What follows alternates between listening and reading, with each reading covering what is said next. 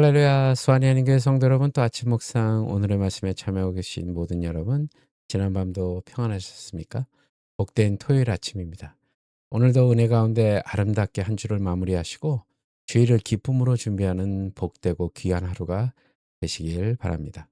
오늘 주님께서 저희들에게 주시는 본문 말씀은 고린도전서 3장 16절에서 23절까지의 말씀입니다.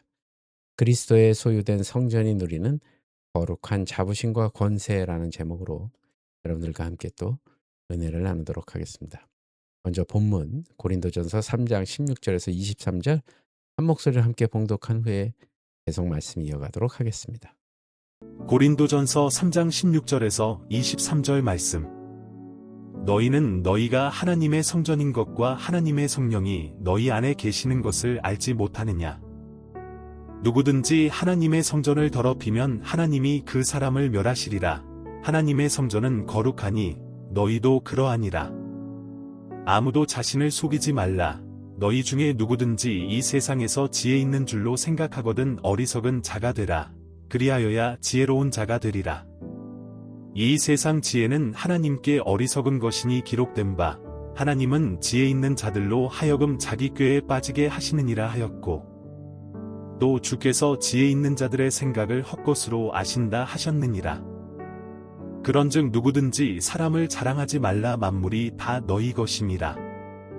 바울이나 아볼로나 게바나 세계나 생명이나 사망이나 지금 것이나 장래 것이나 다 너희의 것이요 너희는 그리스도의 것이요 그리스도는 하나님의 것이니라. 아멘. 세상은 눈에 보이는 화려한 외관과 압도적인 규모에 열광합니다. 거대한 빌딩, 웅장한 예배당 혹은 화려한 이력을 가진 사람 앞에서 우리는 쉽게 경외감을 느끼거나 위축되곤 합니다. 그러나 사도 바울은 오늘 본문을 통해 고린도 교회와 오늘날을 우리에게 신앙의 패러다임을 완전히 뒤바꾸는 폭발적인 선언을 던집니다. 하나님의 거처는 화려한 건물이 아니라 바로 예수 그리스도를 구주로 고백하는 우리라는 사실입니다.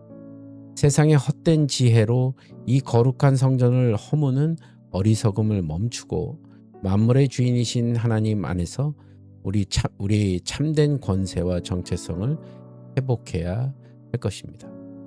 성경은 우리에게 그 어떤 인문학적 정의보다 고귀한 신분을 부여합니다.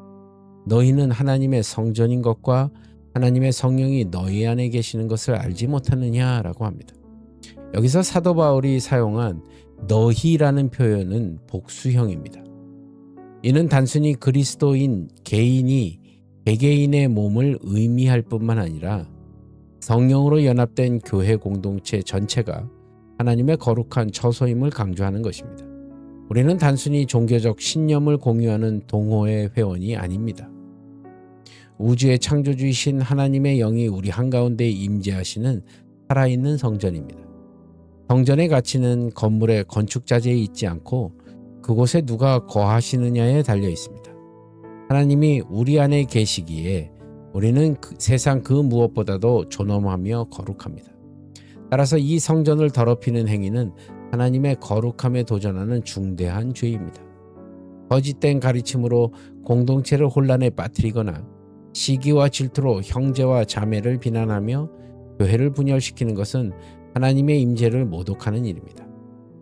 아나니아와 삽비라의 사건에서 보듯이 하나님은 당신의 성전된 교회의 거룩함이 훼손되는 것을 결코 방관하지 않으십니다. 우리는 서로를 대할 때 내 곁의 지체가 바로 하나님이 거하시는 성소임을 기억하며 두렵고 떨리는 마음으로 존중과 사랑을 다해야 할 것입니다. 당시 고린도 교회는 세상의 철학과 수사학에 매몰되어 있었습니다. 누가 더 논리적인지, 누가 더 지혜로운지를 따지며 나는 바울파다, 나는 아볼로파다라며 파당을 짓는 것이 지적인 우월함이라고 착각했습니다. 바울은 이들을 향해 아무도 자신을 속이지 말라라고 일갈합니다. 세상의 지혜는 당장 눈앞의 문제를 해결하고 성공 가도를 달리게 해주는 것처럼 보이지만 영적인 관점에서 보면 결국 헛된 공상에 불과합니다. 역대하 26장에 등장하는 우시야 왕을 보시기 바랍니다. 그는 하나님의 도우심으로 나라를 강성하게 만들었지만 성공의 정점에서 교만의 늪에 빠졌습니다.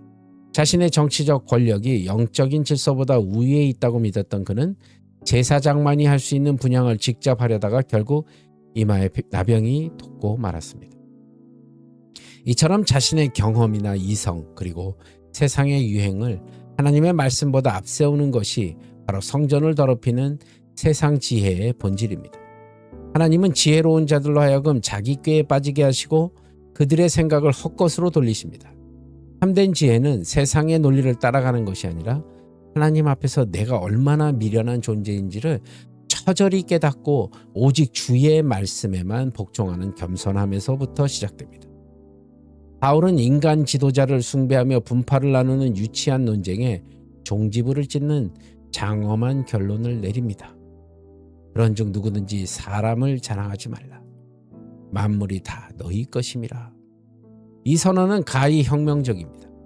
바울이나 아볼로나 게바와 같은 탁월한 영적 지도자들은 우리가 추종해야 할 대상이 아니라 하나님께서 성도의 유익과 성장을 위해 선물로 주신 도구에 불과합니다.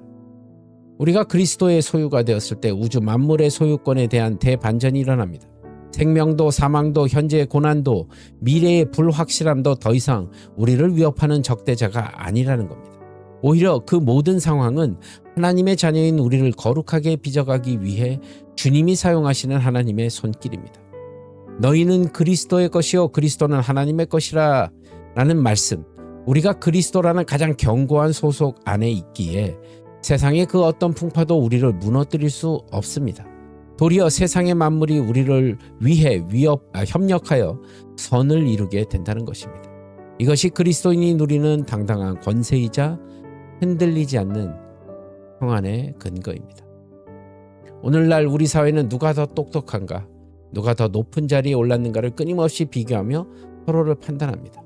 이러한 세상의 방식이 교회 공동체나 우리 내면 안에 침투할 때 하나님의 성전은 무너지고 사람의 소리만 가득하게 됩니다. 내가 하나님의 성전임을 깊이 자각하는 사람은 세상의 헛된 자랑에 일희일비하지 않습니다. 내 옆의 지체를 바라볼 때에도 그의 사회적 신분이 아니라 그 안에 계신 성령님의 임재를 먼저 봅니다.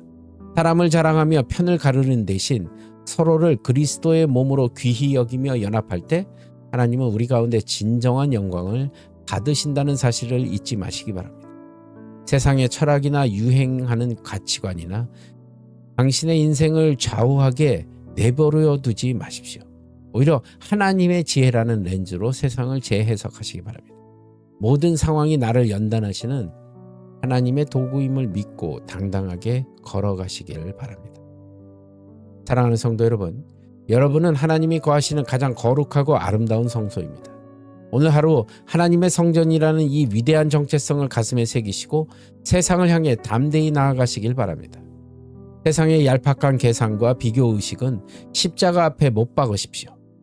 오직 우리 인생의 주인이신 그리스도께만 마음의 주파수를 맞추십시오. 우리가 거룩함을 지키며 주님의 마음으로 서로를 품을 때 세상은 우리를 통해 하나님의 살아계심을 보게 될 것입니다.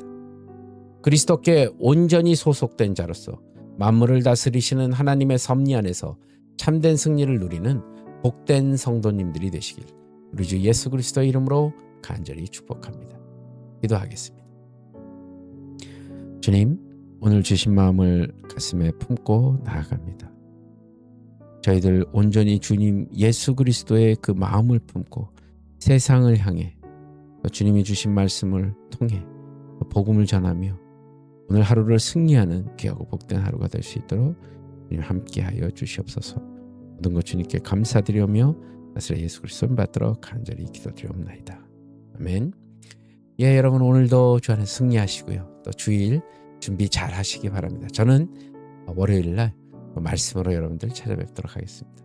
여러분 주말도 주 안에서 평안하시기 바랍니다. 샬롬.